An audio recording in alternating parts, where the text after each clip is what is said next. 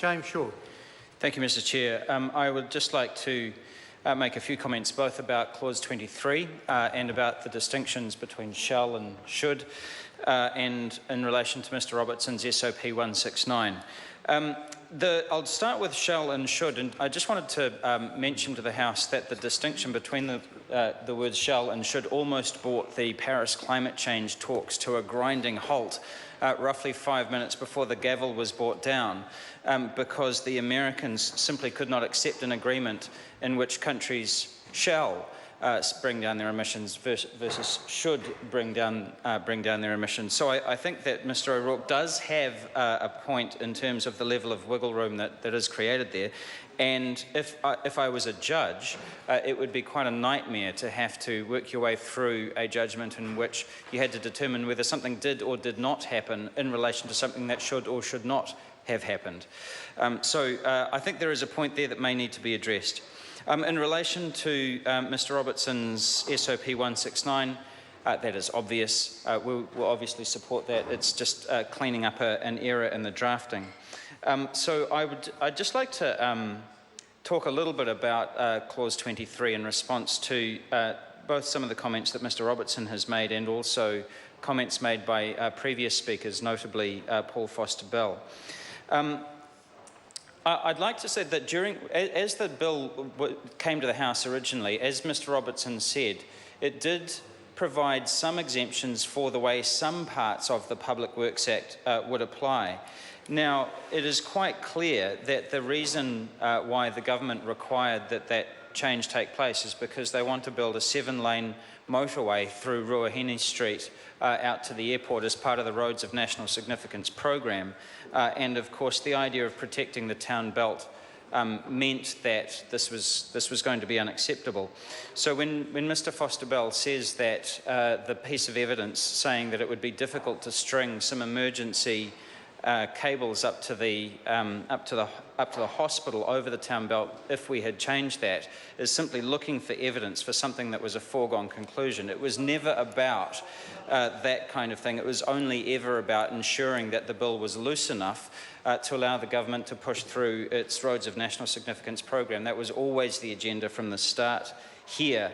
And it's I think a great deal of regret that all we are doing here is enshrining the status quo in which the government is able to confiscate land, and it is not an improvement on the status quo. I think that is a great shame. I mean, importantly, this is one of those things where, you have the government of the day that you've got. They've got the numbers, they can do what they like. And the council is frankly unable to do anything about that, and so of course the council and we also have to just simply accept that we don't have the numbers to preserve the bill in its original form. So the sort of self-congratulatory tone about how it's an improvement on the original bill is the kind of tone that is easily affected when you've got the numbers to do whatever you like.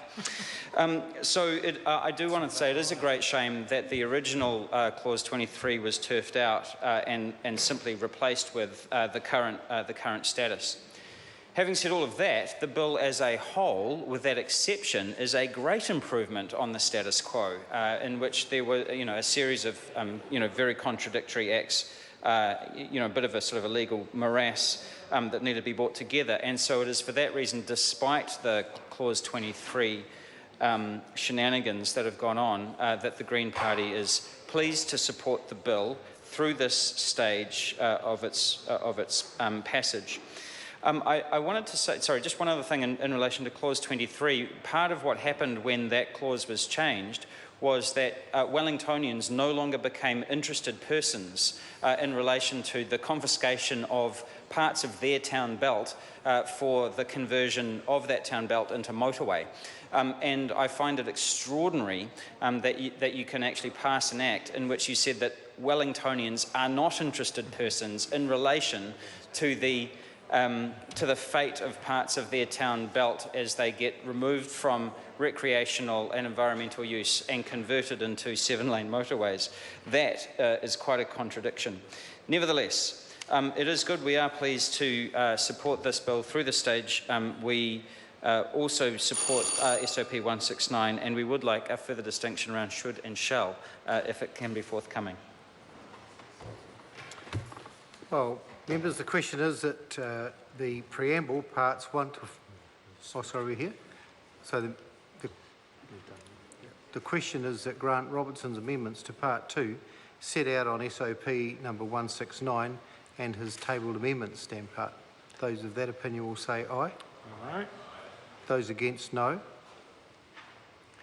The ayes have it. The question now is that preamble parts 1 to 4, schedules 1AA to 6 and clauses 1 and 2 as amended stand part. Those of that opinion will say aye. Aye. Those against, no. The motion is agreed to. I will report this bill with amendment presently.